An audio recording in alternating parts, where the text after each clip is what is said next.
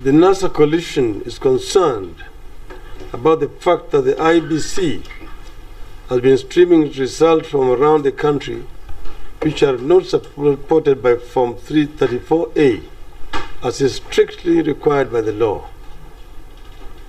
To resolve this issue, the NASA coalition has held a meeting with the IBC during which the IBC acknowledged the fact that the results as displayed are based only on keyed-in results that are not supported by any evidence of the tally of votes.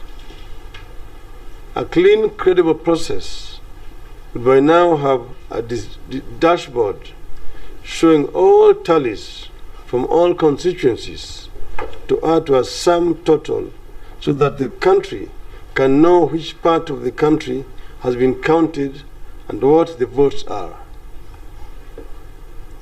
What is going on right now is a sham and a total disregard of Section 39 of the Elections Act, which requires the IBC to stream all Forms 34s on the public portal.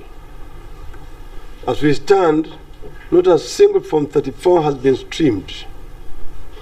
What we are getting are text results that are not provided for under Section 39. The Form 34s are not supposed to come after the results. They are supposed to accompany the results. 1 hour ago, the commissioners called for a meeting of all parties where these matters were raised. The IBC ICT consultants disclosed that it would take 8 hours to open email accounts for parties to be able to receive Form 34As. In the meantime, the inaccurate and illegal text results keep streaming. The system has failed. It is the machine that is voting.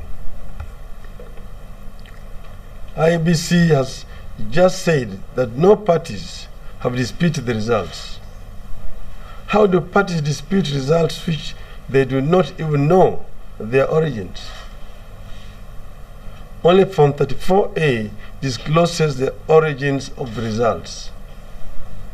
We therefore reject all the results streamed so far and demand that the IBC produces Form 34As from all the polling stations before any further results are announced. Because as you have seen it, these results have been very consistent. There is a formula that is factored in, that my opponent has just been leading from the beginning to the end. We have evidence here to show you that the first 377 results which came from 377 polling stations, I was leading, and that those results were not shown in the public portal, and therefore they were not even shared with the public. We have our own tallying center. But as you know, they failed. They have refused to allow our agent to scan the results, the Form 34As. They have refused to allow our agent to scan. But our agents have shared the result with us. We show that in fact we are leading.